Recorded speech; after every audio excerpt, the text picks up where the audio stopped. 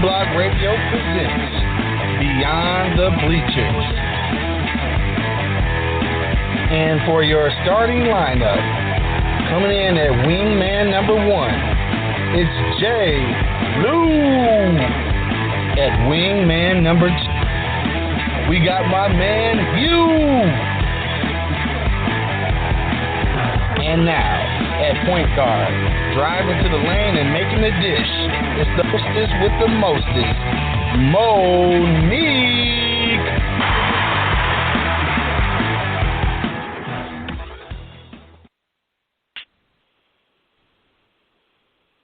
Hey, everybody. Hey, what's up now? Oh, okay. Thought I was about to do my own stuff. Oh, shit, yes. Welcome. Whatever. It was about to be a whole bunch of women's anyway, going on. Goddamn Oprah. Hey, Hugh. Hey, Welcome, happy birthday, everybody. And welcome to Beyond the Bleachers. Anyway, we got a good show for y'all today. Stop laughing, man. I'm trying to be serious. I'm done. Okay. We're supposed to have fun. I can't talk about fun. Monique ain't even asked us what how our weekends was or nothing. She's something else today. Look, we got a format. Slow down, little red Corvette. What you did today? She's nuts. That's what I could. Go ahead, Mo.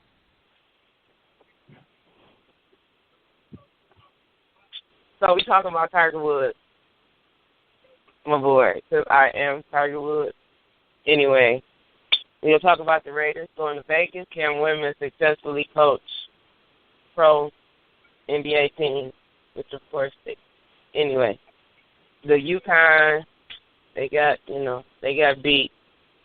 Was it all for nothing? We'll talk about the Final Four, Gonzaga, and we're gonna talk about the playoffs. So, Hugh, how was your weekend, buddy? Oh, man, my weekend was pretty crappy. Definitely had to work, and, I wasn't feeling it, man. I don't even want to talk about it. It is what it is. It seems like we have a bulk of help during the week, not on the weekend. So, yeah, I wasn't really too happy about it. And then, to cap it all off, I was kind of upset with the outing of the WrestleMania yesterday for the majority of it. Yes. No. That's what we should have been tired of Brock beating. Yeah. I agree. James, how was your weekend? I know we're going to hear about wrestling. So. Shut up. It was okay. It was dreary at first for me, man. I don't know. I don't know what was going on. I don't know if it was the weather, something in the water, what it was, but I mean, it was okay. I watched the Final Four this weekend, just kind of chilled out some, and watched WrestleMania yesterday. I was sad Undertaker finally. Well, I wasn't sad that he actually retired. I was just kind of down because he had to go out the way he went out. Like, he just looked like, he was just, like, his age just really showed, you know what I'm saying? Like, you just hate to see your, one of your childhood stars or whatever, like, old as hell in the ring, still trying to wrestle one more match. You know what I'm saying? So, I agree. Yeah, I agree with what Hugh just said. Like, they should have waited, I think, an extra, probably. Yeah, they should have had him fully, because he wasn't 100% when he wrestled Brock to me. So, like, that probably should have been his last match, especially when they broke the streak. So now, they did it. Yeah, they did it at the time. They did it, which is okay. You know what I'm saying? But it was more sad looking at him, kind of look old and beat down and wore down and stuff or whatever. But, I mean, he did good for where he was at, health-wise. But, Yeah. WrestleMania was okay, but it wasn't. It was fine. But it made my day. So, it made my weekend. I was with my daughter. We had some fun, some laughs, some good food, and stuff like that. So, it ended up pretty good. How was yours, Monique? What you cooked today? It was all right, but I got a wrestling question. What? So, I remember when I was watching wrestling, because I was an Undertaker fan too, right? And then Kane came. Was they supposed to, was they storyline that they was brothers? Or are they real brothers? Yeah, they still storyline brothers. But they not real brothers. Like, Owen and Brett, they not real brothers. Yeah, the Hardy boys, they're real brothers. Yeah. Yeah, so yeah, they just Undertaker Kane was storyline brothers. Okay, I got another wrestling question. There's two more, and we can go to Tiger Woods. God. Okay, so what's this? Go laugh. Is Macho Man? Not Macho Man. Is Jake the Snake dead? No, he's living. He almost died. If it wasn't for Diamond Dallas Page. Yeah, that dude, man, he couldn't get over his drug addiction and stuff. So, yeah, he's still fighting them demons. But, yeah, we almost lost him, though. Yeah. Oh, man. That was my boy. I have a recommendation. Monique, have you seen the movie called The Wrestler?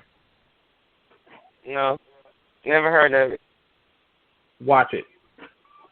Watch the movie, and it kind of depicts, I heard all wrestlers, back, the wrestlers that we grew up on, in the 80s and stuff like that, like Piper, Roddy Piper said he just broke down in tears when he saw the movie because it was so on point with what they went through, Jake the Snake, all those guys. They said it was one of the most truest, realest depictions of what they went through back then as wrestlers, wrestling and, trying to keep that old glory and, the disconnection with their family and that type of stuff. So it's a good watch. It's a very good watch. I'm glad I ain't hear no more. Woo! Ric Flair. That was my guy. Yeah. He was 100 years old, still out there, He sure was. Greatest of all time. Big down somewhere. Okay, and this is what's your last wrestling question? Come on, Monique. How is Hulk Hogan's midget wrestling doing? Huh? Is he still doing that? Oh, Hulk Hogan had a little midget wrestling thing he had going on. Never mind. All right. No, that folded quick. Oh, because it was funny. Yeah. I laughed. Any little people out there listening, we're sorry. We don't mean to offend you. Oh, no, they was kicking butt. No offense. Y'all was kicking butt. Anyway, look, I'm going to be the foot and mouth. Let me take my foot out. They're not midget, they're little people. Look, I watch Little Women Atlanta and Dallas. Okay. Anyway. It's not about to be Oprah. Let's go. I cook ribs and rice. Yeah. But, okay. So, I'll be over Tiger Woods, y'all. So, yeah, let's talk about Tiger. James, since you keep wanting to talk, we're going to start with you. What you think about Tiger Woods and, his claimed back injury and not being in the Masters? Did you say claimed back injury? Oh, I meant his back injury. Leave Tiger alone, man. Oh, I like Tiger. Well, man, this is one of those things where people are holding on to something that's kind of out of reach now. It seems like Tiger Woods is just, now you look back at before the whole incident happened, the whole infidelity thing happened, and his wife caught him and tried to bust him upside the head with a golf club, and he crashed his truck into the tree or pole or whatever, and after that he just started having injury after injury. He was never the same. He had to kind of redo his image, and I don't know. I think I'm going off the top of my head here, but I think since then he had won like 2 tournaments maybe, and those were like not even none of the majors, none of the major tournaments. So he is one of the most dominant forces besides Arnold Palmer and Jack Nicklaus that has been involved in golf before, but now I just think it's done, because he keeps getting hurt, and people will just look at, I'm one of them that would look at golf and say, man, it's not gonna bother you that much. You ain't doing nothing but walking and swinging a damn golf club, but just looking at the mechanics of a golf swing, it does involve your back, your legs, your arms, shoulders, all that stuff, and he's had shoulder injuries, he's had knee issues, and he's now, back issues. So I think that him dropping out of this majors like that, this Masters tournament coming up, I just feel like it's a wrap. Like, he just needs to let it go. And I think he has enough of a celebrity status to still, be in that spotlight, still be Tiger. You know what I'm saying? Like, him still playing golf, he's just trying to hold on to something that's just not there no more. Like, it's just too many injuries or whatever. Just almost like with basketball and football players. Some guys just try to hold on, like Derrick Rose. Derrick Rose might have to call it a day. I mean, we'll probably talk about him later, but he may have to call it. He jacked his meniscus up. This like his 3rd or 4th knee injury? It might be time to hang it up. Too many. You know what I'm saying? Like, it's just, I mean, it's sad to look at it, but it just, them glory days, man. I mean, just pop a tape in. Just pop a tape in and look at your glory days and show your kids and, just try to train and coach somebody to keep your legacy going. But, like, as far as him actually coming back and winning a major, I don't see it. So I just see him he should hang it up, man. That's my thoughts on it. So I got a question, and this might be the reason behind everything. I think I cracked the case. I think he might be scared of the club. Like, if you got somebody coming at you with this thing to make you millions and then it turns into a weapon of destruction against you, it might be a little fear there, like, oh, shit, I don't know what's going to happen, what they going to do to me. He might be afraid of this. He might be. Monique, shut up. No, it's just saying. Maybe every time he golf and, like, he swing, he just, like, vision her coming, like, she talking. I see. Maybe he should have kept his 9-iron in his pants. Yeah. Yeah, that would have saved a lot, too. Hey, man, I see where this show going today, man. We're gonna be fooling today. Oh my God, Capri. Hey, Capri, hurry up and call in, man. Finish your little IHOP and hurry up and call in, man, so we could so you can join in on the phone. What he eating? Why are you being nosy? The man trying to eat his breakfast or whatever. First little food. Why is he? Pancakes and waffles, and anyway. Man, why is he eating at IHOP at 6 o'clock? Because they have dinner. Hurry up, call in, man. You never had breakfast for dinner? That's when I eat pancakes. No, I'm lying. Yes, sir. We will have breakfast for dinner, pancakes. Oh, God, I hate pancakes. I got to be in real. Anyway, Tiger Woods. I think he should just sit down. But maybe he can be a coach. Like on, like the man on Caddyshack. These balls. Or he could be like that black coach on Happy Gilmore. Like, somebody help Monique today. Oh, my God. That's too funny. Sorry. Oh, goodness. I need this laugh, too, boy. Oh, my goodness. What was my man's called? What the name, man? Happy Gilmore, man. That's too funny. I forget, man. I forget his name. Yeah, that fool had that crazy wooden arm that always kept getting ran over.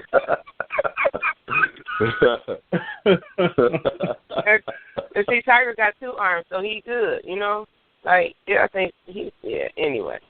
You see, Tiki, one of them barber boys is he got barber shop in that. Y'all saw the commercial. Man. I killed that dude trying to cut my hair. Man. It would be all bad. So let's talk about the Oakland Raiders. I mean, the Las Vegas. Can we hear what Hugh got to say? Yeah. About Tiger Woods. See what I'm saying? Monique, you about to get put on punishment. He didn't. I didn't hear him. I'm sorry. Hugh, what you guys? I'm sorry. James, stop talking, James. Okay, all right. You know what? You're going to be last on everything because you're just talking. Oh. All right, Hugh, what you think about Mr. Woods? I would have to agree with James. It's just like it's time for him just to shut it down. You know, he's not what he used to be. And he's been getting too many injuries over the years. And it really seemed like after his image was ruined, that's when he started to have more injuries to mount up. And just really feel like now he shouldn't even continue to play the game because he made a mockery of the game and kind of making a fool out of himself. I think what would be best for him right now is to give it up because there's nothing really left for him to do. He really don't have much to prove himself neither, but just really feel like now this is the best thing for him and his image just to give it up and, move on from the sport because I don't think that he could continue at the level he did when he was in his prime, even though he's still a technically young man. You see guys who play like, in their 50s and 60s in this sport, but if you don't stay healthy, you're constantly having shoulder injuries and you're having all type of back problems, definitely your back, man, because that's where you get most of your swing from.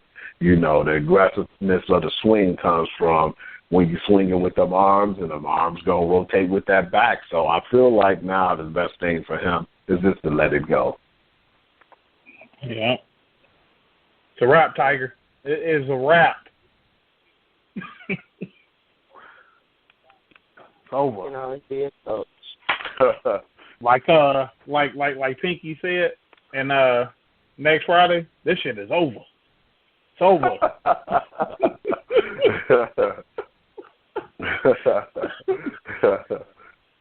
It's over. All right. So. All right, go ahead, Monique. Come on, now get it together. Let's go back to the Raiders. This move to Vegas. Oh, it's really dangerous right now due to the fact that now you brought a team into Vegas where it's legal to bet, and it's Sin City where they party and they do all types of stuff, man. Lord knows what they're doing. And I believe football players have the biggest egos of everyone, I just really feel like now you got these barbaric, crazy men going to actually go here and represent Las Vegas. I really didn't think that was a good thing for them or for the sport, but hey, that's what they wanted, so more power to them. But just really feel like it's not really that good of a move. I don't think that should have definitely been something that they should have been going for.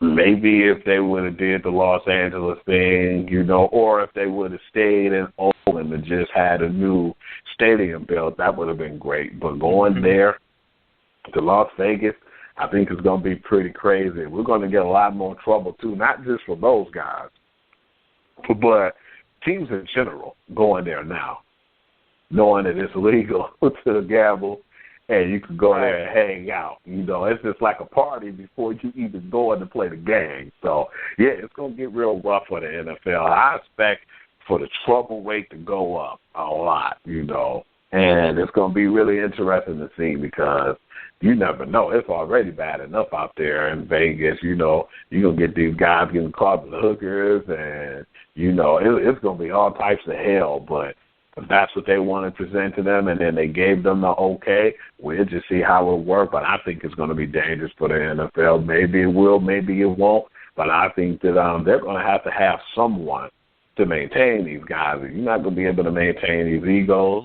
You're not going to be able to maintain these grown men making all this money who just don't give a damn what they're doing with it, throwing it all over the place. So, yeah, it's more bad than good for me, if you want my opinion. Jesus. I really think that this is I think it's a trial run, to be totally honest. I think it's a trial run to see if a major sports team will work in Sin City, pretty much. If you look at what comes to Vegas more often, it's tourists. It's tourists. Tourists are mainly the ones that come to Vegas mostly. So when you look at franchise, they usually have a steady fan base. And I don't know if the market right now for professional football or basketball or anything is as high in Vegas as like the betting thing is. So are you going to get tourists or people coming or flying to Vegas just to see a football game like they do boxing matches or whatever? I don't know. I doubt it. I highly doubt it. I don't think that they're going to get as much attendance at games as they would in like a home where, you have the homegrown fans that will just follow the team like constantly. So I really think it's a trial run. If they hit it on the nose, then yeah, of course it's a success. But I don't know, man. I don't know, and I'm weirded out by the fact that how the hell Oakland haven't gotten their own stadium? Isn't that up to like the politicians or something? Don't the politicians have to okay a bill where they can build a new stadium or something? Hugh? Yeah, and that's strange that they didn't have one, man. That's all this time, and they were sharing that's crazy. A stadium, man. That's ridiculous, man. And Oakland has a heavy, strong fan base when it comes to football. So I'm just not understanding the fact that I'm not understanding the simple fact that why? Like why wouldn't y'all get a franchise like the Oakland Raiders? And they're starting to do their thing now. So why not give a franchise like the Oakland Raiders a damn stadium? So I think more than likely that's why they probably bounced.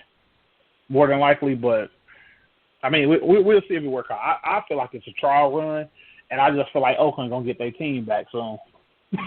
You know what I'm saying? within some years or so, they might try it out for five or so years, but I feel like Oakland gonna get their team back, man. I really do, and I hope they treat them good. I hope they treat them good and get them a goddamn stadium instead of them playing on the damn glorified baseball diamond. Like they should be getting hurt too much messing around with that stupid baseball diamond. It's ridiculous. Like Stephen A. had me dying last week, laughing, saying some people be getting tackled at second base and home plate. Man, I was dying laughing. So funny. But Mr. IHOP, I'm about to let him in right quick. I don't know if he through eating or whatever, but I want to get his take on it. So I'm a buzzy man. Capri? Yes, sir. Yeah, you on, man. What's going you on? I'm on. What's going on, sir? good people? What's up, First of all, why y'all clown me on why I'm at IHOP though? You want to know what you would today, eat? man. Y'all straight We clown fooled me. them today. No, it's all good. I love breakfast food, man. I eat breakfast all day long. But as far as Oakland, the reason why they don't have they're moving the team is because the people in Oakland didn't want to pay for another stadium because they still owe on the Coliseum. And they wanted the taxpayers to fund another large portion of the stadium, and they refused to do it. So instead of the owner, Mark Davis, instead of him funding the part of the stadium that the bank didn't want to fund, they decided to move. Now they're looking at it in revenue aspects. The other owners, that's why it got voted 31-1, because they see the potential money in the move. But I think they'll be back in Oakland within 10 years. Yeah, You don't I think think it'll work in Vegas? Nah, I don't think it'll work. I think it'll be exciting the first few years because it's new, and you'll get probably more visitor teams traveling than Oakland fans traveling. And once the newness wear off, I think they're gonna start losing money, and they're gonna end up going back to Oakland. That's crazy, but I do have a question in between that we could talk about right quick. What do y'all think about them staying in Oakland for like the next 2 years, playing, and then, you know, the Oakland fans still supporting them, knowing they leaving? Would you support a team like that? Would you support that? So let's say Detroit decided to up and leave because we said we didn't want to fund another stadium after we funded most of Ford Field. I think if they was up and leave, I'll be straight. I done wasted enough of my money on them anyway. Right. So why would I follow them somewhere else? Exactly. So that's how I feel. don't think I would. Yeah. Hugh. Man, you got a good point, man. Man, definitely in Detroit left. Hell no. I'll support them now. I forgot. Monique, a Packers fan, man. She the point guard. You the point guard of the show when you a damn Packers fan. That's something else. Q, I told you, man. Anyway, hater. Capri, what you eat it? I get the same thing every time. I get the pancake combo with extra bacon, egg scrambled with cheese, and center stacks. Every single time. Oh, my God. Why do you want to know what this man eating at IHOP? I just asked. And I don't care Monique, what time it is. It could be 9 a.m., 9 p.m., 2 a.m. It don't even matter. I could eat bacon all day. Who can't? True that. Except for the people who be whining about bacon and slaughtered pigs and whatever. Them pigs be good. Oh my God. What's up, Capri? You with us, man? You gonna stay with us, or what? You want me to put you back on hold? Yeah, or what's up, man? All right. Look. Monique, let's roll, baby. All right. So we're going to go to a topic that I know James is dying to hear about. Oh, and God. that is if women can be successful as the head coach of a professional basketball team? A men's NBA team, yeah. Ooh. So, Capri, since you new to the, what you think about this? Spotlight.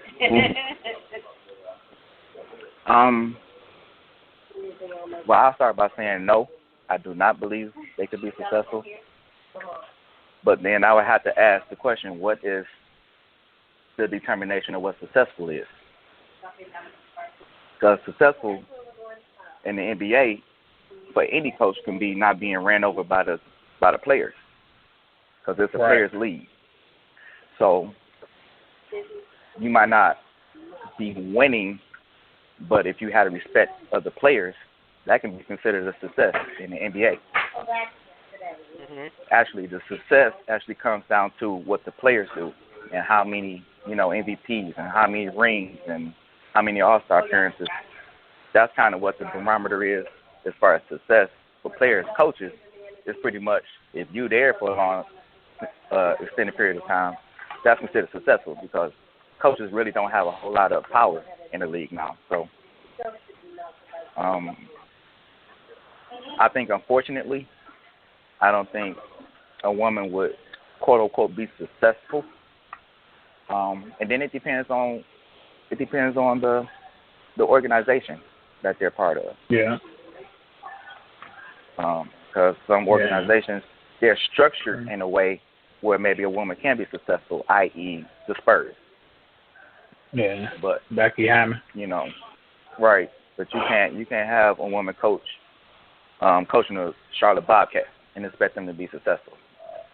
That's just not going to happen. So I think the word success is subjective to a whole lot of factors.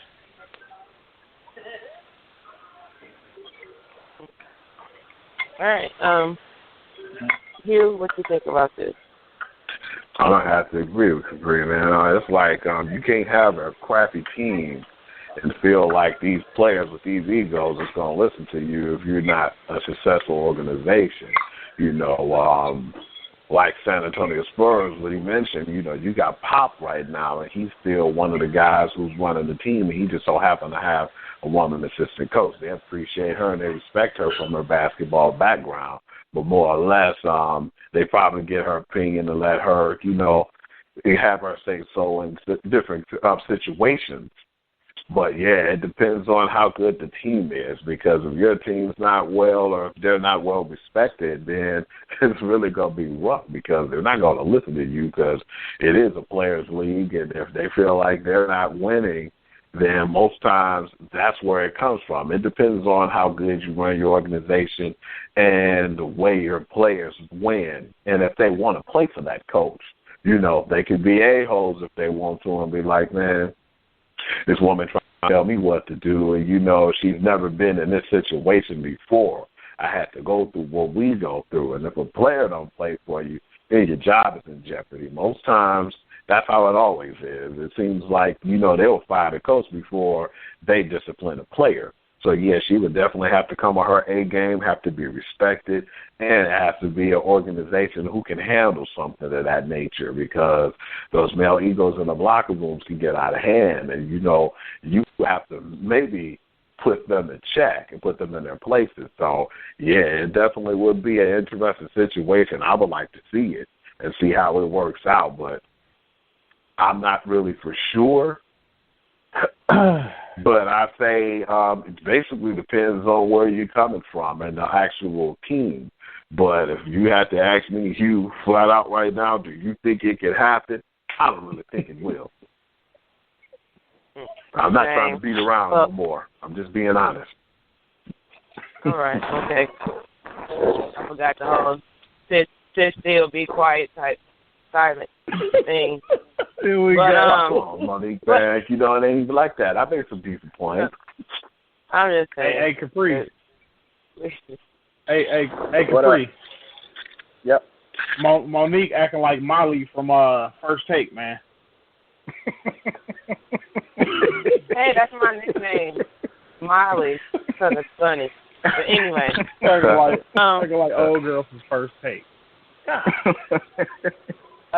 James, what made you come up with this topic? Well, I actually saw this topic on First Take, and I was like, this would be kind of cool for us to talk about because we have talked about a women's football league, like us men or whatever, like supporting the women's football league, stuff like that, and would it get over like a real nationwide professional women's football league? So I'm just like, this would be a good ass topic. So looking at all the particulars,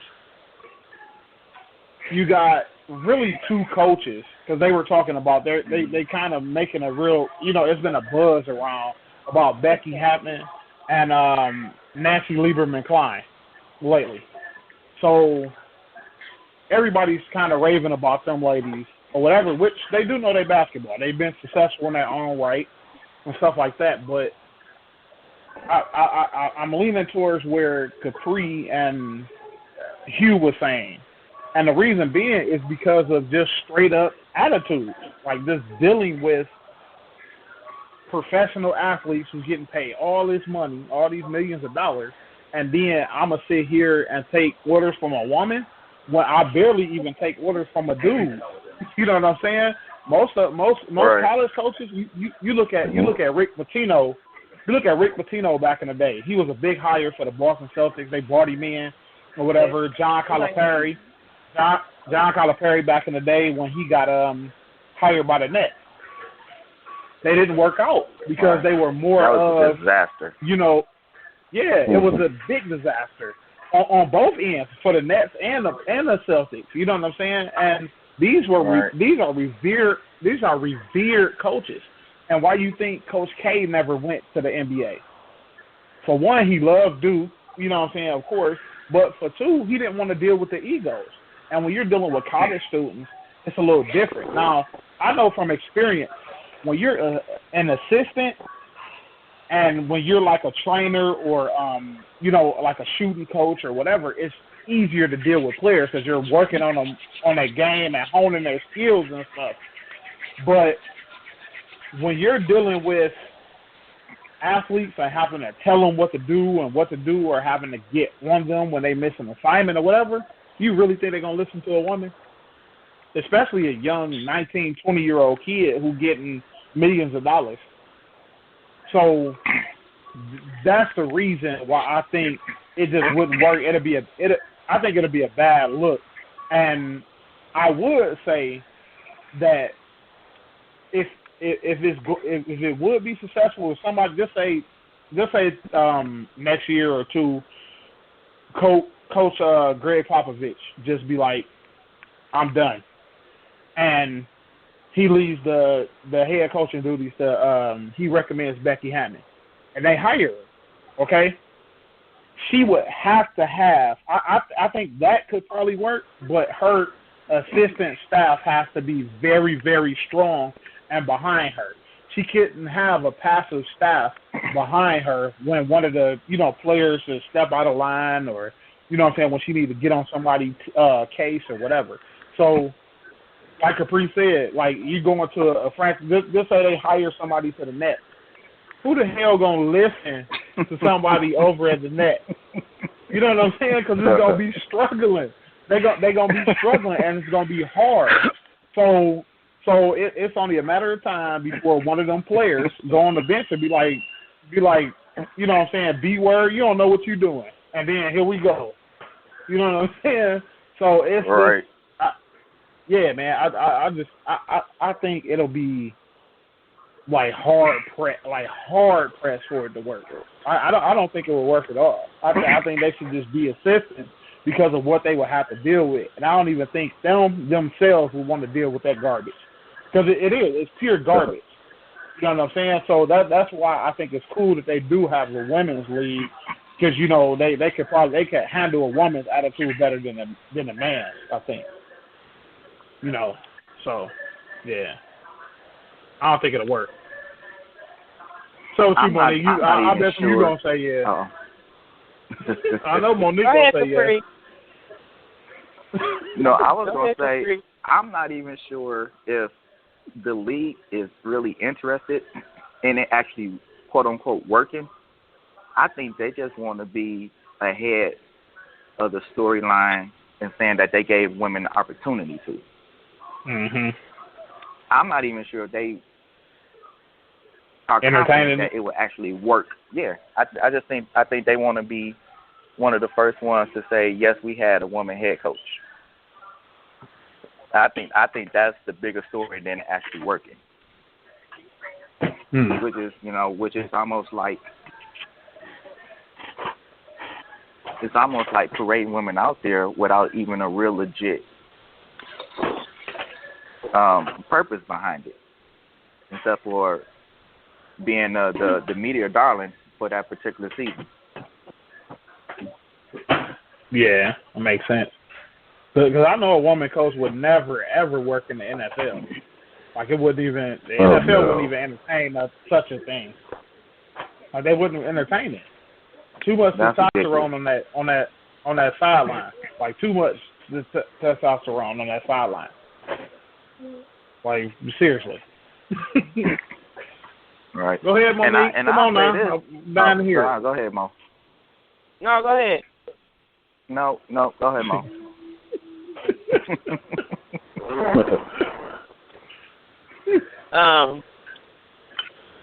Well,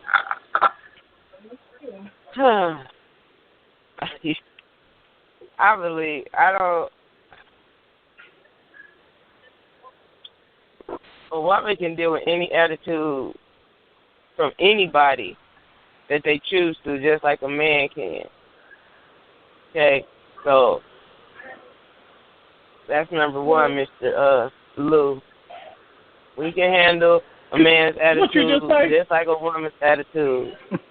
You said a woman, I'm glad that they had a WNBA because the women can probably handle a woman's attitude better than she can handle a man's attitude. Yeah. That's it.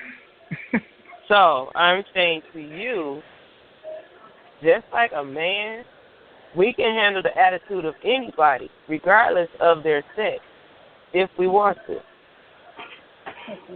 So we can hello, husbands, sons, bosses. We have to deal with men's attitudes. Different. Y'all don't have to coach us, Monique. We do. Y'all don't have to coach us and tell us. We have to coach our sons. Well, yes, you do, and you have women in power that have to deal with it all the time. It's about an adjustment of the way you think. That's for anybody. Like, Monique, regardless of who you are, it's about anybody. Okay? Monique, so you telling me number one. Athlete. Number two. Athlete. I was just skipping over what you were saying. I didn't know if you even noticed. Just write it down.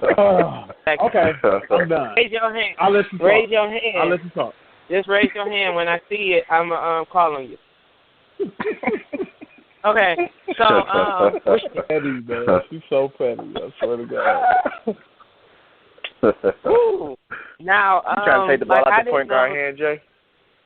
Man, she better pass. No. Well, you want to know what's gonna happen? You want to know what's gonna happen? So anyway, I ain't playing no more. How about that? Anyway, that's how they gonna be. We just keep talking. Go ahead, Monique. I'm sorry. Oh. So anyway, I didn't know that they had women, even assistant coaches in the NBA, which is cool. But and I do possibly think that one day that you can have a woman could be a successful coach in the NBA. And I do also believe, I kind of do agree with what you said, which I really don't want to do, that she would have to have a good team behind her. Only for the fact because men do think they can walk over women. Regardless if they can or not, they still think they can. And if they try to intimidate men, you know they're going to try and intimidate a woman. So, but I do think one day, because, I mean, there's so much changing in this world, that I do think one day they'll have a professional women's coach. I mean, people didn't think they would have black coaches. What you got? You know what I'm saying? Like, I ain't gonna put it. I wouldn't put it past them. I think it's gonna happen. Now, not sooner than later. It's probably later than sooner, but I do think it'll happen. Because I believe that women can do it if we want to. Just like anybody else, if they want to do it, they'll do it, and they'll be successful. So, what did you want to say? Did you take your notes? Mr. Lou, what did you want to say? Shut up, Monique. Look here, I had a question for you. So you telling me that if I'm getting paid $100 million, I don't like what you have to say to me as a woman, or whatever, like a woman coaching me, and we're having a bad game or whatever, and you getting on my case about something. You telling me a 19, 20-year-old kid gonna respect her? How is she gonna demand respect? No, you listen. telling me that? Okay. How is she gonna oppose her will? How is she gonna oppose her will and demand respect from this kid who getting paid more money than her? Like seriously. Like really. Like seriously, the men have a tough time with doing it. So a woman who never played the NBA game, I'm not talking about just regular basketball, I'm talking about a physical NBA game that they have that they're playing at that moment and getting paid millions of dollars. How can she command that respect from grown men? That's what I'm saying, because we're talking about culture. We're not talking about everyday life, because women do manage that well. You know what I'm saying? Manage kids and not grown and stuff like that. But even the older guys, that's even worse. The older guys are probably even worse. They probably more old school. You know what I'm saying? So they would probably be worse than the younger kid. So you saying if a female coach get on a male multi-million-dollar earning player the same way a man gets on the same coach, she wouldn't get respect. She would get less respect than the man. Like it don't matter. It's still your coach. Think so. I think Capri good. Like and Hugh, correct me if I'm wrong. If you feel my train of thought is wrong, but I think a woman coach would thrive more in the college game than she would in a professional game. A college and professional game is totally different. So you can recruit good kids to come to your program, and you can actually create a system. You can create a system for yourself in the college game than you can at the pro level, because they're getting paid all this money. Money corrupts a lot. That's what I'm saying. So if a man coach can't really handle these, did you just hear what I just said, Monique? I said a male coach have issues doing it. I don't think a woman who's never played the professional game can get the respect of these guys to really play for her like that. I don't. I think they're good as assistant coaches, because women are some of the best shooters I've ever seen, ever. Like technique, everything, and they're more consistent than men, I think, at shooting the basketball. So I feel like they could be great coaches as far as that, and you know what I'm saying, some X's and O's from giving suggestions. But as far as handling a whole team, whole organization, no, absolutely not. Absolutely not. So you saying because a woman's never played in the NBA, then they won't respect her? No, they won't. I'm speaking from a male perspective of what they'll think, because they got money. Every coach in the NBA has played for the NBA? That's besides the point. I'm just asking the question. No. Is it a yes or a no? Okay. So I just said no. So it's purely. See, Monique trying to start stuff. Right. I'm not. I'm asking about what you said. Come on, y'all back me up. Oh, goddamn Capri and Hugh. You said. Why y'all so quiet? I'm waiting on y'all to finish. Yeah, I'll wait now. I'll get my turn. Capri Capri eating this damn cinder stack, and I'm done. I'm Hugh waiting on y'all to finish. She done took my place. You over there probably still looking at the Undertaker retiring. Come on, man. Don't talk back up now. You Go ahead, Monique. Because she has not played in the NBA and all this other stuff, they not gonna respect her. I said that's how they're gonna look at it. But listen, if a male coach has never played in the NBA, how do he get respect? They barely respect him too, which is my point. They barely respect him too, which is my point. So gender doesn't matter. It's about who you are. No, go ahead, Capri. Go ahead, I think Capri. what it is, I think gender matters in the amount of chances you get, because players don't necessarily respect men coaches. That doesn't mean that they won't respect a woman coach. It's just the woman may not have as many chances to mess up as a male coach would. They won't get the same amount of chances, because the bold thing that we're talking about, we're not even talking about X's and O's. We're not even talking about basketball. We're talking about management skills. Right. And to that point, I totally agree with Mo, because women have to manage dudes all the time. Yeah. And there are a lot of you know what I'm saying, men, they actually respond better to women in those aspects. But at the same time, they only get 1 or 2 chances to mess up before the dude gets turned off by that. So if you in the last 2 minutes of a game and she calls a play that just totally bombs, that net situation to come up in that 2 minutes, they're going to be looking at her like she crazy. Now, if she calls a play and it works in that 2 minutes, if it works in that 2 minutes, okay, now they'll be ready to listen the next time.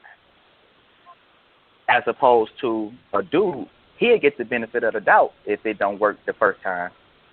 You know what I'm saying? He might draw up another play, and they'd be more inclined to listen. But it's definitely gender-based in terms of how many chances they get. Yeah. That's where I think the gender comes in.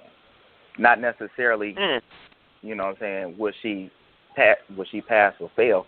It's how many chances do she get to pass, or how many chances do she get to fail. That's where the gender comes in. Hugh, come on. I look at it like, it really definitely is a hard thing for a woman, because at the end of the day, Jay was saying they half-ass listen to the men coaches, and I'd be damned if they listen to a woman coach who has to put up with these dudes. These are $1 million cats, man. It ain't like they're, those guys that you would have to respect out of the workforce or something that's probably making less than that woman. These are guys that are making $100 million deals, guaranteed money. And then when that ego gets along with it, that's when everything hits the fan. It really would be hard for a woman to come into the NBA or any league and be able to put in that dominance over a male figure, because these guys' egos are so big, and I just don't really see it. And the thing is, we know how to crush y'all egos, and y'all know we do. Y'all know it. Yes. You said, you say so you gonna crush? See what I'm saying? This is exactly what I'm talking about. You see what I'm saying? You acting like we can't do it because of what I as a coach. I definitely seen that. That was a nice little tap on Mo's part. Listen to what I'm saying. Now, as a coach, you can't go around just crushing egos for the sake of doing it. It's not a personal thing as far as that. You have a job to do. You know what I'm saying? You have a job to do. Now, I did say that I feel like a woman can successfully coach a college team before an NBA team, and I gave reasons why.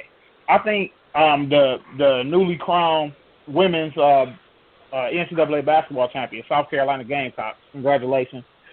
Coached by Dawn Staley, who played for Pat Summitt for 4 years, played in the WNBA for a while. She's a damn good coach. She's fiery.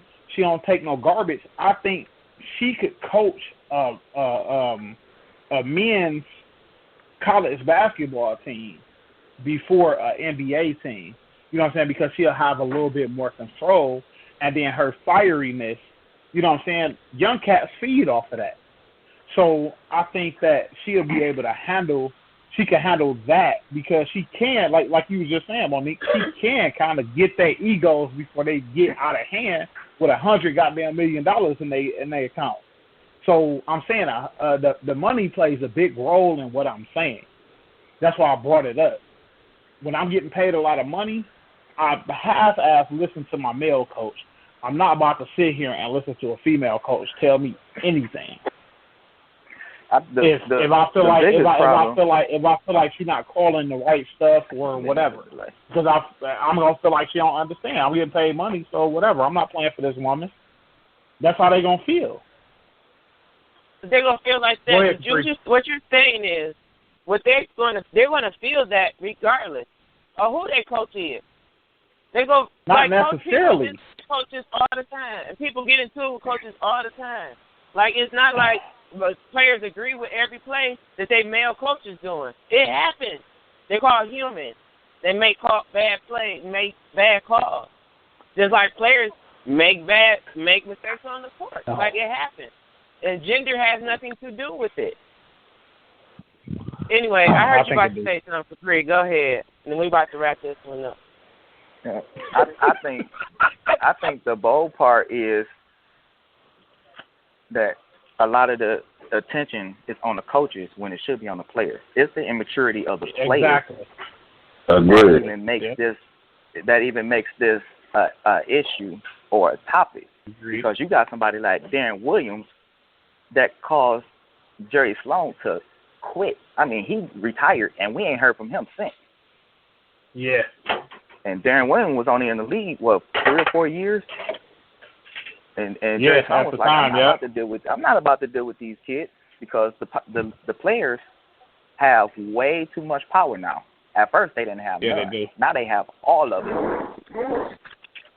And so now it's a maturity issue with the players and not so much the coaches, because you have a lot of players, they want player coaches. They want coaches that played in the NBA because they understand them.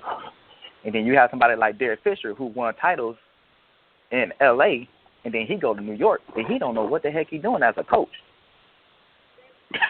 And he got booted out. Right. So it's not gender-based in that regard. Like I said, it's gender-based on how many chances you get. Now, Derek Fisher, he might get another chance to coach. Mm-hmm. But if Becky Hammond was to go somewhere and do what Derek Fisher did, we'll never hear from her again as an NBA coach, ever. So, yeah. I mean, it's unfortunate. I'm not saying it's right, but that's pretty much how I go. That's what it is. And then you got the coach at UConn, what's his name? Gino Auriemma. Gino, I don't think he could coach in the NBA. Me neither. Hell no. As good as the coach he is, I don't think he can go to the NBA and coach NBA players. Nope. Because his stigma would be, well, you ain't played the NBA game. You only know how to coach women. They not go. NBA pros ain't gonna listen to him. Look at that. So to me, it still falls back. I'm saying that's when the immaturity the gender, of the players. Yeah, right. And the gender has still come up in that regard, though. Did you just hear what I said, Monique? I said the gender will still come up. So it's funny that you brought up Gino because we about to jump into this UConn discussion. Now, I was sitting at home like Saturday, and I don't know what I was doing, probably eating because I like to eat. And I see this basketball team, like a series or something on TV, like they just talking about this one team, and it was UConn. I was like, oh, okay. Oh, yeah, the women are playing basketball now, too. So I'm like, cool, that's what's up. And then I got this, like, all right, so did everything they did throughout the season, was it diminished because they lost? Or is it, you know what I'm saying, everybody has a bad day? So we're going to start with Hugh. I don't think that it diminished anything, but the one good thing was we talked about, and we had a discussion about this before. I feel like when we had the topic of do we think that what the UConn women are doing is good for basketball, and I said yes, it is. I said because of the fact is they won so many consecutive games that, you know, there's always a team out there that wants to knock them off of their pedestal, and it just so happened to be, you know, Mississippi. I just didn't really think that it was going to happen. I was like, man, these girls are pretty good. I didn't think they were going to beat Baylor. But then to take them to the first overtime and then to win off a buzzer beater, I thought that was incredible. Really definitely enjoyed that, and I definitely didn't lose no sleep. And we all see this all the time. And we talked about this a lot, too. I felt like they were doing too much. I didn't say that they were gassed to try to make any excuses for UConn, but I still feel like they were doing too much on the regular season standpoint, and then when it counted, they happened to lose. So what I'm looking at is right now is it was just the teams felt like when you're on top of your game like that and you're that dominant, they're going to want to knock you off of your pedestal. And was really surprised that they did, but they did, and I felt like that was good for women's basketball. Okay. I'm going to let our guests go first. Go ahead, Capri. I don't think the loss. Thank you. You're welcome, lady. I don't think the loss diminished anything.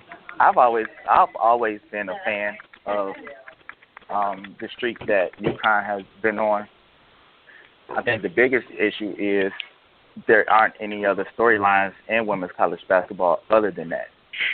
Tell me about it. So I think for the most part, I think this is good for women's college basketball. But the way I see it, they're probably just going to go on another 100-game streak. And we'll be talking about this all over again. I mean, but I think it's good. I think it's good that they were beatable at least once. But I don't in a long term. I don't see anything changing as far as how we view or watch college women's basketball. It was just a bad night. They got beat by probably a less superior team, but they played harder than UConn that night, and they won. Mm-hmm. So I don't see the perception of UConn or college women's basketball changing just because of that one night. James? I feel like the fellas. I agree. I don't think this diminished anything because what they did was remarkable. Any sport, any streak that long is tough. It's very tough because you're dealing with a lot of things that go into that. You know what I'm saying? You got to keep your players focused. The players got to go out and do what they need to do, and then you got new players coming in, you know, having to keep up the same streak, you know, that the last season's team or players started. So I don't think this takes away from anything with what they accomplished. What I will say is I think this is good for women's basketball, college basketball, because we kind of talked about this earlier this year, like Hugh said. And I was saying that I was kind of disinterested in women's college basketball, which I'm a really big fan of. And it started because UConn went on this streak. They were winning like damn near every year. You know, so I'm like, it's kind of, you know, it's domination now. Back in the day, you know what I'm saying, you did have Stanford, you had Notre Dame. I mean, they're still good teams, but it's like to the point where they can't really compete with UConn. You know, when you had Tennessee back in the day, you know, Baylor was good or whatever and could actually compete and threaten UConn. But like Capri said, man, it just came down to them having a bad night. Mississippi State was on, and they rose to the occasion and they won. It was probably that 60-point loss they suffered last year to UConn. They lost about 60 points last year, so that probably stung. And they just came out, man, and they matched them. Eye for eye, tooth for tooth, just matched them, and you know, played some good, strong defense. And yeah, but I don't think this diminishes anything. And like Capri said, they gonna end up going on another one because nobody can really recruit with UConn right now. Tennessee can't even keep up anymore. You know what I'm saying? I mean, God rest her soul, Pat Summitt, you know what I'm saying, was in her heyday, you know, before she got ill. She was competing with them, you know what I'm saying, because she could recruit with them. But now, you know what I'm saying, nobody can really recruit on the level that Gino recruits on. So, yeah, man, they're gonna still be dominant. They just got caught slipping Friday night. That's all. Yeah, I don't think that makes it feel bad. You know, always make it to the big game, even though it probably seemed like they always made it to the big game. You know, hey, it happens. But so since we've been talking about women in sports and stuff, why don't you think that, or do you think that the women's March Madness and the men's March Madness got the same amount of attention? Capri? It's a good question. I think for one, first of all, let's start with a lot of people that tune in for March Madness aren't necessarily really college basketball fans. It has a lot to do with the pageantry around the tournament and the bracket. Just like fantasy football really escalated the NFL to the platform that it's on. Now, if there was more parity in women's college basketball, it would probably be a little bit bigger. But just on the strength of basketball in general, male basketball is going to always be the dominant focus as far as sports go. And then you got a lot of people betting on these games too, which is growing by the minute. And so when you got brackets and you got money involved and you feel like you know a few more other players in college basketball, then that's going to get the majority of the attention. So, unfortunately, you know, that's that gender conversation again. But a lot of the money is more so on the men's portion of the tournament. And wherever the money is, that's where the attention is. It's all about the money. James? All of y'all agree with that. I think it actually comes down to marketing as well, because you look at certain things are marketed better than others. So the men's game is a little bit more popular because just like how the WNBA is dealing with like getting fans to watch them regularly, the NBA has like a goddamn 100-year head start. You know what I'm saying? So Right. you know the longevity of something is pinnacle. You know what I'm saying, when it comes to something like this. So of course, you know what I'm saying, you have to draw fans in. You know, you don't see as bigger crowds at, you know, a women's Sweet 16 game than you do at a dude's. And like Capri said, you know, they bet on it, and, you know, those tournament brackets. Women, I don't even think the women got a damn bracket. They don't even market a women's bracket. You know what I'm saying? They have a bracket. So, okay. I mean, is it a let's have fun bracket, or is it a, you know what I'm saying, a bracket for money? Like, I haven't seen one, or, you know, just pop in my face or whatever. But, you know, the brackets are big now. You know what I'm saying? So it's just, I think that's what it comes down to, Monique. I really do. I feel like it comes down to marketing, and it comes down to, you know, longevity of what was first. And the men, you know, they have they got a head start in sports early. You know, football, baseball, basketball, all that stuff. It's just the head start. So that's why the sport is more popular.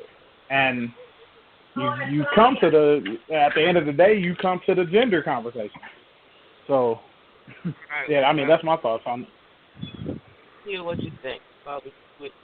Yeah, I would have to go with that too, and say, as far as the marketing scheme, it was like so many of the athletes already had that opportunity, because when it comes to the big gambling, you know, Tree and James hit that on the spot. When it comes to gambling, you know, they do so much with these brackets.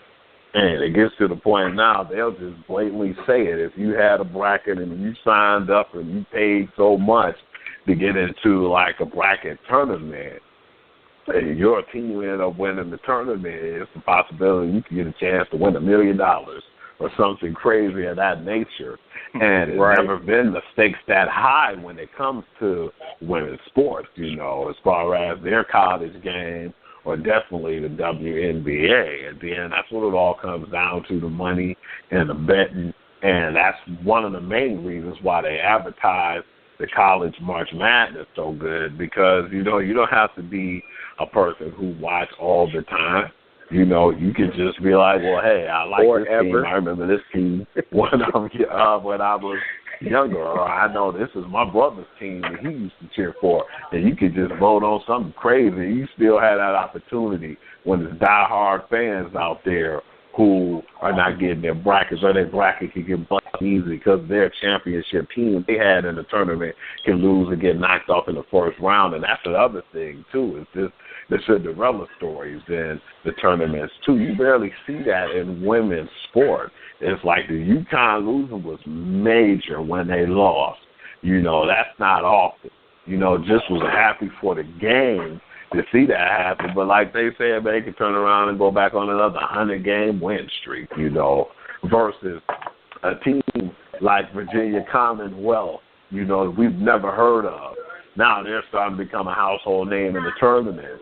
And you'll see like a Hampton or some teams that you never thought of being in that tournament, and they can knock off one of your better teams. And that aspect of it makes the game so much more marketable, because of your favorite team to losing the first round by a team that don't even supposed to be there, or they just got jersey, you know, because they didn't even have a sports program at one point. And that's why I think make it so spectacular as far as when it comes to the men and the college part of the game. And when it comes to the women, they don't really have no stakes or nothing that high.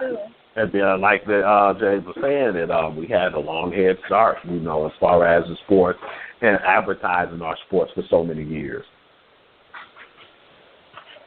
Yeah. All right, so let's get to the Final Four national championship pick first. So last week we talked about this, and we made some predictions about who was going to win these Final Four games. And James and Hugh said North Carolina was going to be over Oregon. I went for Oregon just because my brother was there. And we all went for Gonzaga over South Carolina. So I was wrong with Oregon, of course. But we was all right with Gonzaga. Go Gonzaga. I like your name. Roll with it. So, Hugh, what you think about the final two and how the Final Four wrapped up? The Final Four was pretty good, man, because it could have been any of the two teams that played each other. It could have easily been Oregon. It could have easily been South Carolina. It was some hell of games. Didn't think they were going to be as great. Most of them came down to the absolute wire. So, yeah, that's good for the sport. I really enjoyed the games. Just was really surprised at the end when North Carolina was missing all the damn free throws. But their rebounding was superior, and that's what kept them in it, and it kept them from winning because they easily could have been out. But I was just more surprised with the Gonzaga game because of the fact that they had so big of a lead, and I was like, they're going to run away with it. And then to see South Carolina come and make that run they did, and they made the game close. And I was just really surprised because I feel like Gonzaga, I might be wrong, but you can't do that against a veteran team, like North Carolina. They'll be in trouble because of their height and their athleticism. Mm-hmm. But when it comes to, Gonzaga's no joke, need to go through this tournament to just lose one game. But at the end of the day, if I have to choose, I say it's going to be not only one game, but I think they're going to lose two. I already said North Carolina from the beginning, and I'm not going to, say nothing else different now. I'll definitely go on North Carolina.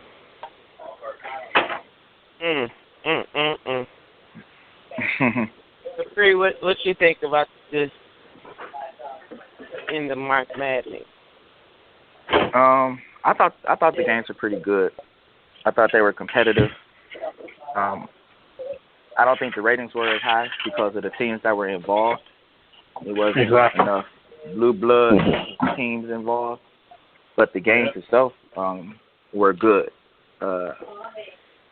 I think, and I've been on North Carolina's bandwagon pretty much since the end of December, early January. But I think Gonzaga's going to pull an upset. I think Gonzaga's defense is strong enough, and I think they bigs are athletic enough to keep up with North Carolina. And I think it's going to come down to shot making. I think Gonzaga's going to pull off the upset. I think they're going to be able to make enough shots and control the tempo because North Carolina want to run up and down, get the game fast-paced.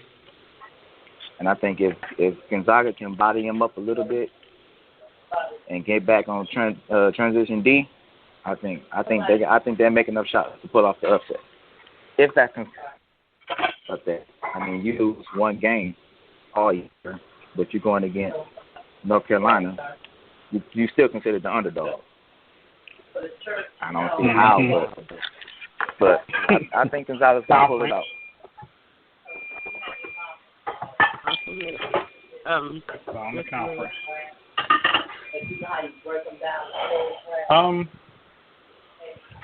I think it's going to, first of all, the Final Four was pretty cool. The teams I made fun of them last week, Oregon and South Carolina, I said this was the most weirdest damn Final Four I ever seen in my life. But South Carolina brung it. They brung it. Oregon really brung it. They battled North Carolina to the death. But it was very entertaining games, man. And I feel like the teams that's there now, North Carolina and Gonzaga, I feel like they're supposed to be there.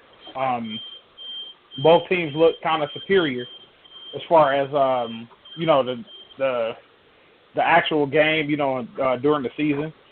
I agree with Capri. How the hell you just lost one game all year? You wasn't even the number one overall seed, and you're the underdog. So, like I said, it comes down to conference competition throughout the season and stuff like that. The ACC is considered one of the biggest conferences in college basketball. But I'm gonna have to go. I'm gonna have to go with North Carolina on this. I think Gonzaga. The game is going to come down to pace. It's going to come down to pace. But what I saw, Gonzaga feeds off their offense. Their offense is a little bit. They have to be in rhythm, and when they're out of rhythm, when the offense is out of rhythm, their defense lacks. And you saw that, in the second half when South Carolina went on that 14 or 16 nothing run. You know what I'm saying? That made the game real interesting because Gonzaga was pulling away. And I think in that instance, you can't have lapses on defense when it comes to North Carolina because North Carolina is they make shots and they make them in waves. So I think North Carolina are going to be able to control the pace of this game, and I think they're going to be the champions. And I still think they got that bad taste in their mouth from last year, hitting that three, hitting that three on their ass to end that game. Yeah. Man, that hurt bad. That hurt bad. I would have started the fight after that. I'm for real. We from that first fight. It wouldn't be no celebration. Yeah. It wouldn't have been no celebration. They playing like they were. They would not have celebrated. It would have went from one shining moment to one black eye. I'll tell you that. I would have started the fight. Hit no damn three on me at the end of the game. But yeah, I got North Carolina. Who are you going with? I'm going with Gonzaga. I think they're gonna pull it off. I don't. And to Jay's point, I think the one issue that Gonzaga had with South Carolina is South Carolina plays a very physical style defense. And that's what really got them off their rhythm. And I'm not sure if North Carolina want to get into that type of game. It's effective, but I don't know if North Carolina plays that style. Now, North Carolina got a good defense, but they're quick and they move their feet well and they trap you, but they don't really like try to body you up and be physical with you. So if it turns, like Jay said, if it turns into a pace game, if Gonzaga can control the pace, if they dictate when it's a run opportunity, or if they can get back in transition when North Carolina is trying to run, I think they can make it. I think they can make it close. Well, not make it close. I think they'll win, but I think it'll be a close game. But if North Carolina is making shots at that frantic pace that they usually go on, they go on that 12-0 run in like 2 minutes. Gonzaga can forget about it.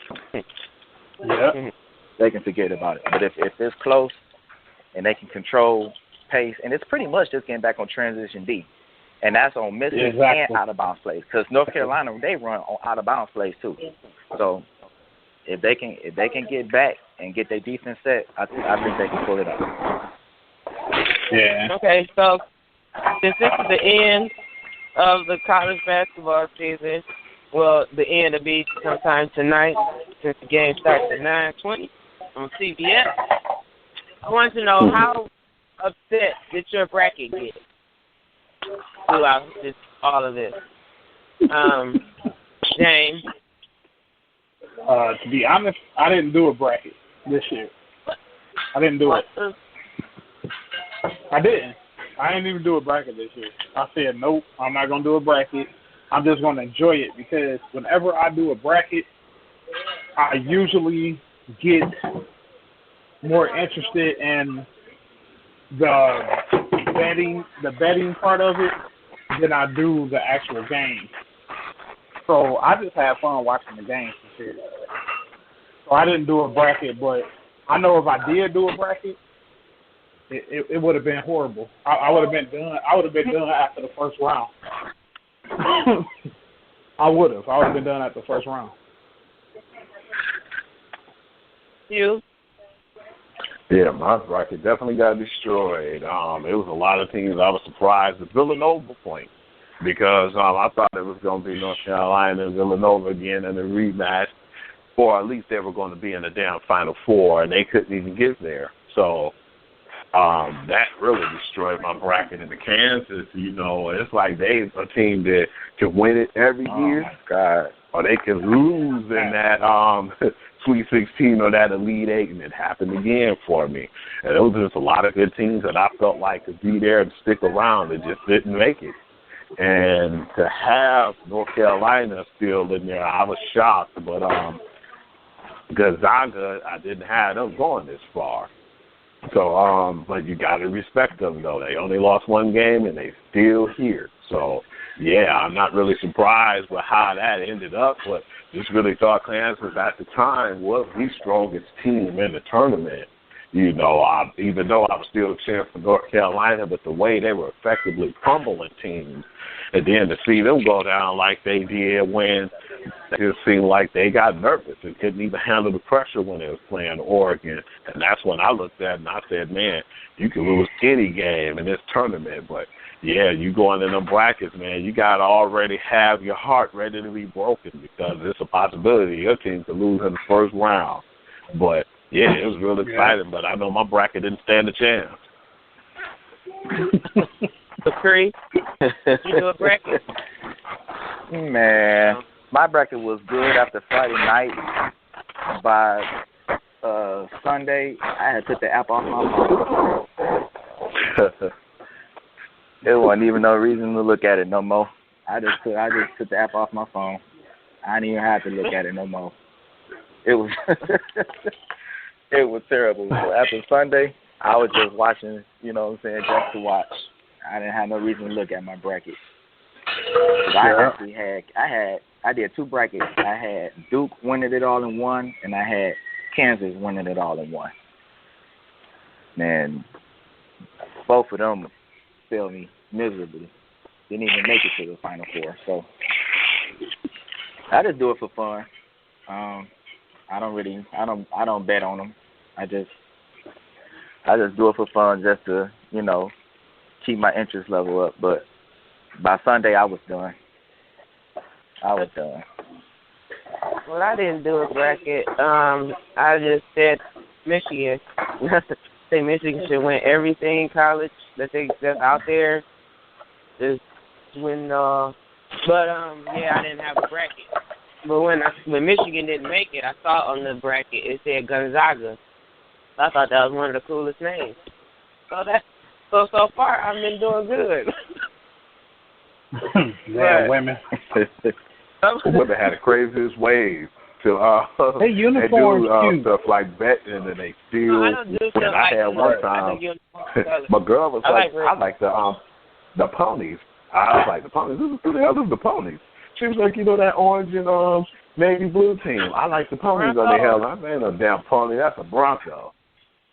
And then she ended up saying she betted because she liked their colors and she liked the damn pony on the helmet, and she ended up winning. Y'all be having the strangest ways of betting stuff. I mean, you know, and then I didn't even realize those Gonzaga's colors, and this is not why I picked them, but it's like white, red, and black. My favorite colors. But they got them with. I'm just saying. You got a cool name, cool colors. What else? What else do you need? And I've been right so far. It's the last you want. Gonzaga's in the final two. So, anyway, we're about to switch to the NBA. And while we were talking about that, something popped up on my screen that said Patrick Ewing was just hired as the Georgetown basketball head coach. Mm-hmm. Pretty cool. Good shit. I guess he went there very long time ago. Very long time. They kept shafting him in the NBA, man. You said what? I said they wouldn't give him a head coaching job in the NBA, man. So yeah, they kind of. He was just like, I'm about to go back to my alma mater. Higher. But maybe he couldn't handle it being the head coach. But I mean, he's a man, so he should be able to deal with it, right? Anyway, I think that he got looked over a lot, though. Yeah. Oh, I'm sure he did. He was a pretty good player. But our NBA topic is not about Patrick Ewing. It is about the NBA playoffs, which are, 5 games away? Only 5 it's not games, far. something like that in the season. And so the playoffs are coming. You know, we'll see if talk about the Cleveland can, be at the top from the East, or somebody else could take their place. So, Capri, what you think of that?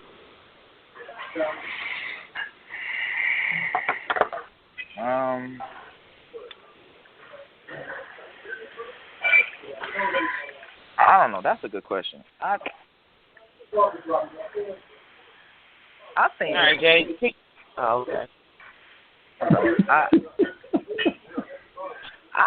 I think Boston is gonna come out of the East, and that's not a hot take.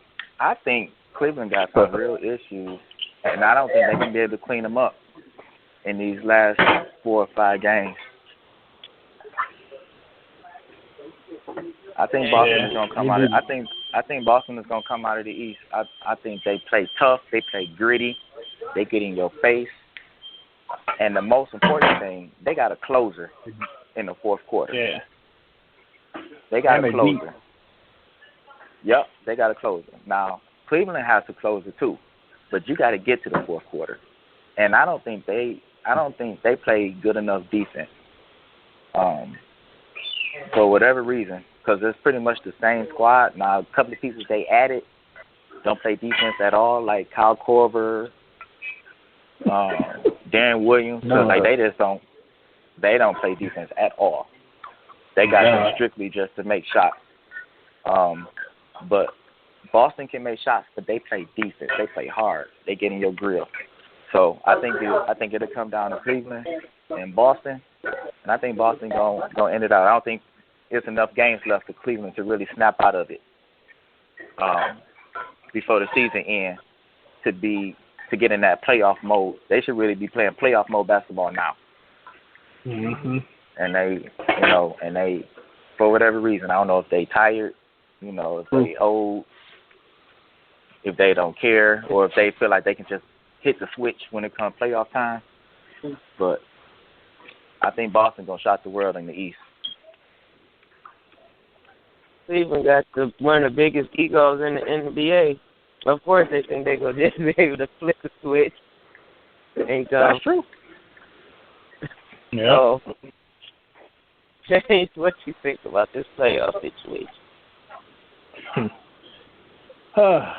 Monique, I really feel like if this dog don't get away from this door, I feel like it's time. All good things come to an end at some point, as we saw with UConn. And you look at LeBron James here, and his record with going to the finals. Well, he'd have been to seven straight or some crazy ass mess like that. So I really think certain things like that catches up with you because you have to play at a certain level, so high of a level.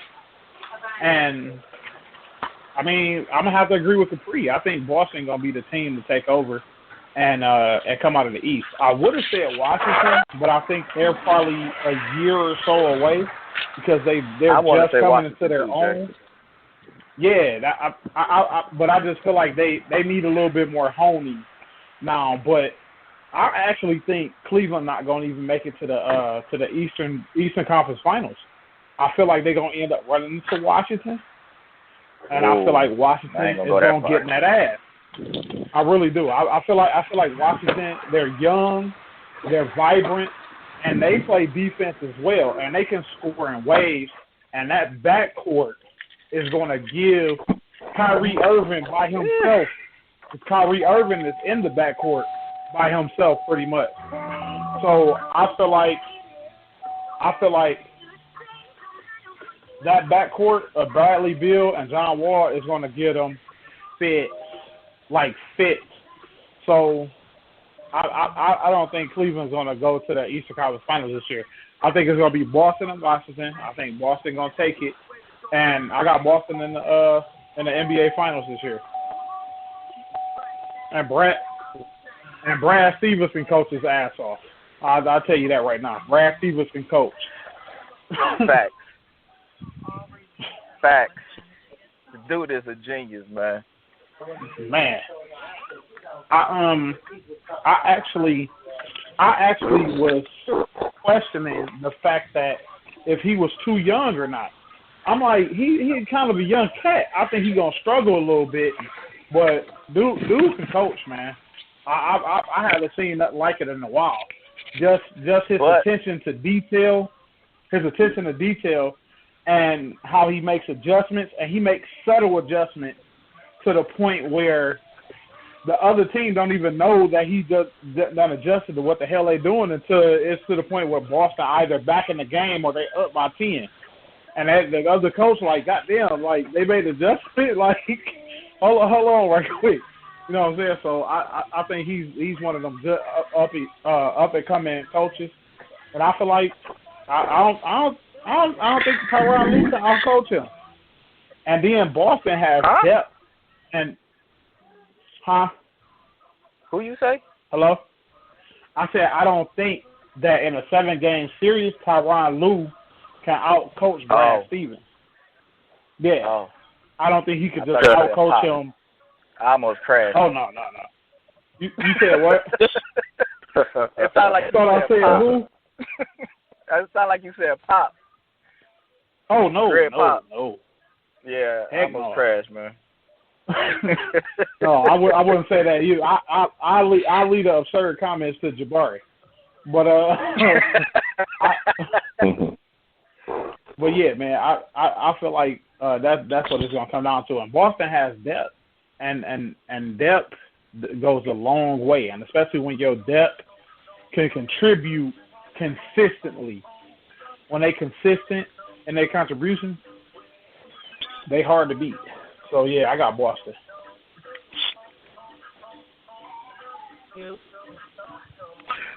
Man, damn, I think we all hit this one on point. I definitely feel like right now that Boston and Washington are like some of the strongest teams coming out the East, and I definitely love the way Wall been playing, contributed to that team. Huge fan of Bill as well. But, yeah, I definitely think right now Boston is the strongest team in the East, and I don't know what the hell's going on with Cleveland, because I watched one game when they were playing, and I was just really surprised because they were playing Chicago. I said, yeah, man, they should be able to just walk through Chicago with no problem. And the problem was I underestimated Chicago, and I think they did too. And then it ended up being them losing in the end. And just was really surprised because it just don't seem like they had the same passion that they should have. And, yeah, I just don't really think that they're going to be able to do it because LeBron's going to try to do too much. And I don't know what the heck is going on with Kyrie and the other role players. But, yeah, I just don't think they got what it takes to be able to beat Boston this year. And I definitely think that they can ride that all the way to the finals. Yep. Well, I have a question. Why do y'all think that Cleveland is seeming to, like, fall apart lately? Like, what's going on with them? James, what do you think? That's a good-ass question. You know, that's a good question, Monique. And I think I really can't even put my finger on it because you can say they're tired, but I don't even think it's that. It might just come down to, like I said, it might actually come down to them actually resting mentally to the point where, like Capri was saying, they think they can turn it on at a certain, all right, playoff time, we just going to pace ourselves. Playoff time, we going to go ahead and turn it on or whatever. But it seems like a little more than that to me. They seem out of sync. They're not playing good defense like they was a year ago. And it may come down to just the ring hangover. You know what I'm saying? The championship hangover. They may just like, hey, we busted our ass last year. We had to come back down from 3-1 deficit to win the championship. We won. and they might be punch drunk. You know what I'm saying? To the point where they about to go into the playoffs, and then they can come down to the point where the Eastern Conference is just starting to get stronger too. Because you do have some teams. You have Toronto that's competitive. You have Boston that's up and coming, and then you have Washington. Usually they'll just have to deal with one team, maybe one team. You know what I'm saying? Cleveland in the Eastern Conference playoffs, maybe. But these teams are teams that can push you and stretch series. You know what I'm saying? And then you could end up being tired by the semifinals, which I think that's what they're gonna get to, or going to the Eastern Conference Finals where they might be really punch drunk and just being like, shit, we ain't got enough, you know, because 7 years of consistency, you got to put in work. You know what I'm saying? You got to put in work for 7 years of consistency. So it may get to the point where LeBron, like you were saying, Hugh, LeBron, like, shit, I got to do too much. And we might end up seeing what we saw that 1 year when, you know, they had lost to Boston at one time, and LeBron ended up walking off the court. You know what I'm saying? Mad as hell. That loss, he was the only one out there balling. So, hey, yeah, that's what I feel like is wrong, though. They might be punch drunk, Monique, and just happy with that one championship and trying to pace themselves and be like, hey, we can come back the next year or whatever. That's what it seemed like. Yep.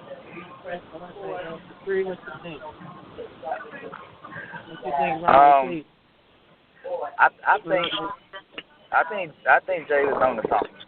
I don't think they hungry. I think LeBron is hungry because he's chasing legacy. Right. But I think the rest of the team, I don't think they're as hungry as he is.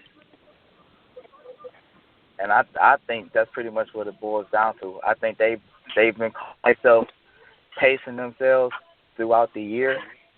And the thing about pacing yourself is you can end up getting into a rut that you really can't get out of mentally. And I think that comes into play on the defensive end. They actually ended up winning that series against Golden State because their defense just got stupid good. And from all of the matrix that you see now, they're the worst defensive team in the league. By far. That's not even close. Yeah. That's not even close. And that's nothing but attitude. Defense is nothing but attitude. It's not a whole lot of scheming defense. It's not a whole lot of play calling the defense. It's just man oh man, you're not gonna beat me. And that's pretty much what defense is. And I think they've fallen into a rut to where, you know, they won a ring, you know what I'm saying? LeBron came back to Cleveland, did what he said he was going to do. Everything after this is gravy. Mm-hmm. And so now he's playing for legacy, you know, chasing the ghost or whatever that he's never going to catch. But everybody else on the squad got their ring. So it's really gravy for them. Right. You know what I'm saying? Ain't nobody on the team is in a contract year. Because usually you see the best play during a contract year. Pretty much everybody on the squad is getting paid, so it's not like they're playing for money. They got their ring already. So you got a team like Boston that's young. They done beat Cleveland a couple of times, so they're not scared of them. Cleveland don't even have that aura about them no more. So I think they was pacing themselves throughout the year to get to the playoffs, and now they're in a rut that they probably won't be able to get out of. What you think? Damn, I think he put the nail in the coffin by that. I just don't really feel like them boys is hungry no more. And then what he just said was, damn, it basically tells the truth to the fact, you know, they got too comfortable now. And when you get comfortable, when you're a champion, most of the guys now are not really chasing rings. Guess what they're chasing? The main thing we always talk about makes the world go round. They're chasing that damn paycheck.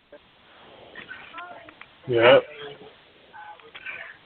So do y'all think that so basically that all these unnecessary breaks that they've been taking, just sitting out, you know, on games was more of a detriment than it was a helper? It depends on the squad. Go ahead, Capri. No, I'm saying it depends on the squad because that Saturday night when Golden State set down all 4 of their players, well, they I'm set talking down about Steph, Cleveland. Trey. Oh, sorry. Well, yeah, because Cleveland. they've been setting players and nothing has really changed for them. But Golden State haven't lost since they set all their players. You know, I think the rest may help a little bit, but rest don't really help your attitude. And I think it's an attitude problem and not a physical timing problem. I think their attitude is tired and not their bodies.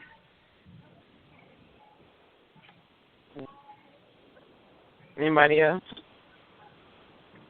I don't too much think that the sitting stuff have anything to do with it.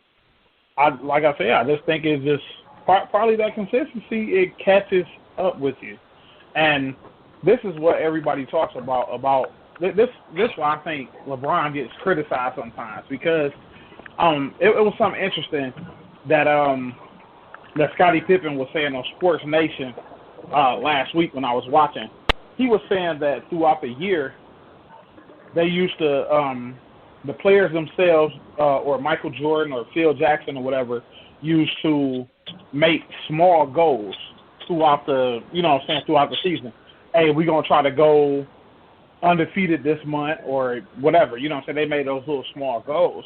And he said that when guys would, get tired or whatever, like he said Michael Jordan would even like people to go around and say they was tired or they was hurting or whatever. Like they always wanted to reach that one goal.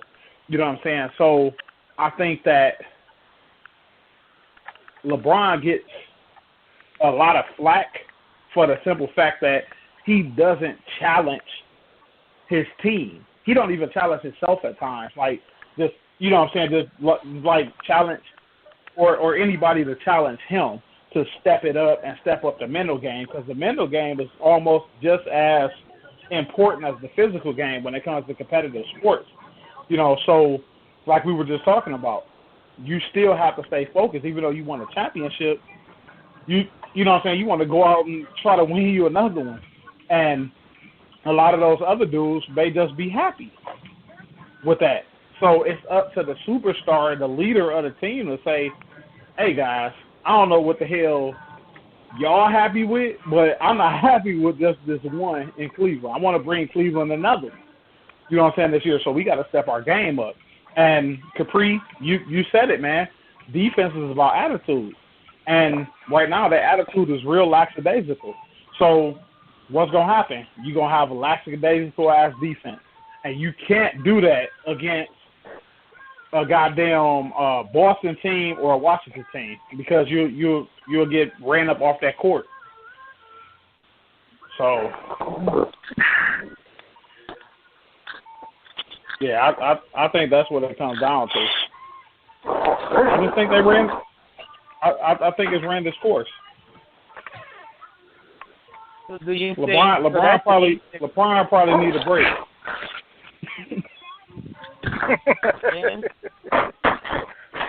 But so out of the East, you think that y'all say Boston go pull it out, Cavs go fall apart. What about the West? So you think the Warriors got it?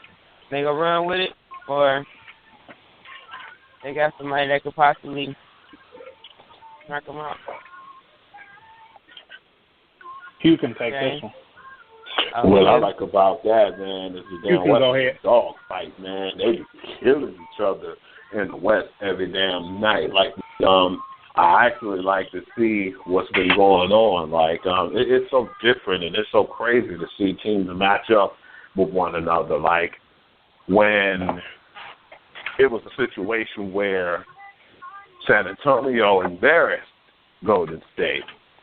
Then Golden State was down by like 20-some-odd points and came back and they beat the Spurs. The Spurs turned around and they could do some shit like beat Cleveland by 30. And it's like you see the different patterns and different things that the West can do to each other. Like you can't sleep on any team on any given day. You mess around and slip up, the Rockets will beat you. The Spurs can beat you.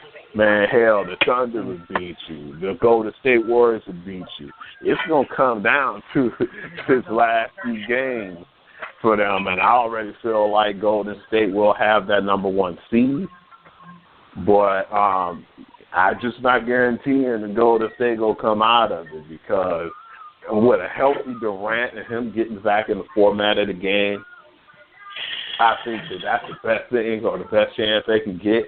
But I can't even say that right now, because now they played and they got back to their game without Durant.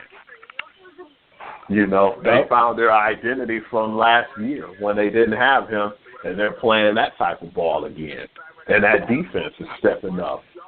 But I believe it's definitely going to be between Golden State and San Antonio, and you can even throw in a team like the Rockets. But at the end of the day, I still think the Spurs and Golden State's going to be the teams who's going to be in the conference championship finals. I can't say, because the West is always like that. You never know who can come out the West. The East usually be, you can put your stamp on it. This year, I'm thinking the stamp's going to be on the Boston Celtics, surprisingly, because everybody probably looking like the Cavs. I thought, and I contradicted myself. And as a person who contradicted himself, I'm going to admit it. I thought the Cleveland could just waltz through and get the number 1 seed and go back to the NBA Finals. But now you see how they're playing, how poor their defense is and their communication, and they just don't seem like they're playing team ball at sometimes. But, yeah, I definitely feel like in the West, I can't really pinpoint who's going to be the team to come out. It's a bigger gap between the teams in the West and the East. The East is like real close, but that West it's a gap in there. So that's because Jay, what you think about the West?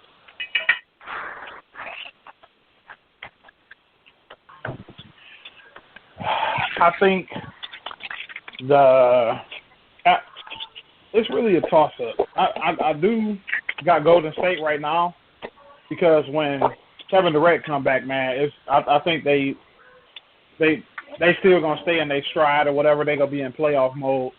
So I really think that's not gonna waver.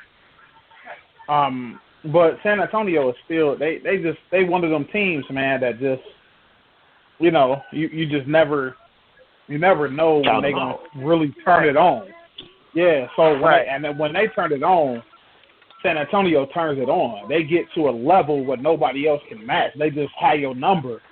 So it's like I said, it's a toss-up right now between them two.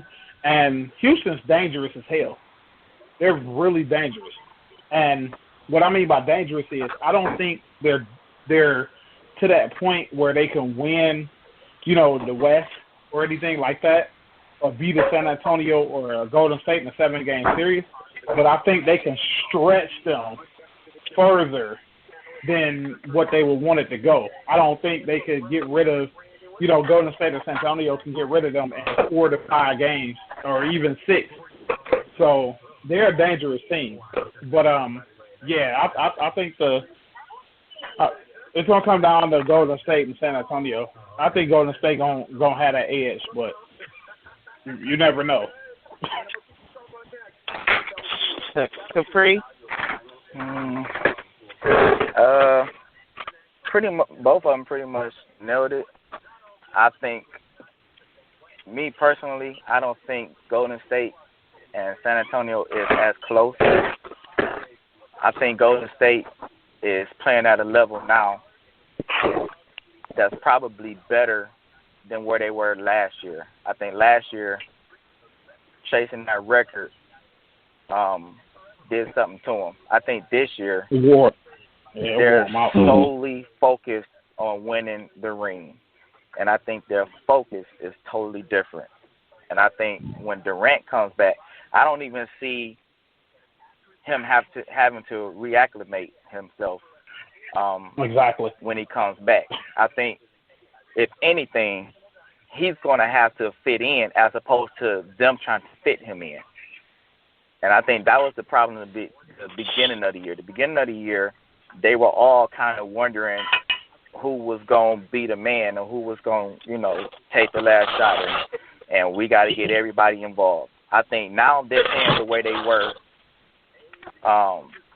early in the season last year. It was Steph was the man, and after he get his up, he get everybody else involved. And I think Kevin Durant is going to understand when he comes back, they're not going to cater to him like they did before, because now it's about winning. It ain't about getting acclimated. It ain't about where you fit in. It's like get in where you fit in. You get the ball, make a play. And I think right now Golden State is playing at a level where I don't even think San Antonio can keep up with them in a 7-game series. I think when they meet up, I think San Antonio may get 2 games at best. I think Golden State is hungry like Cleveland should be hungry. Right. Because last year Cleveland was hungry because they felt like, well, LeBron was like, well, if I had my dogs, then we could have won. And that could have been the case because the following year they came back and they won. When they had Kyrie, when they had Kevin Love, everybody was together, they won.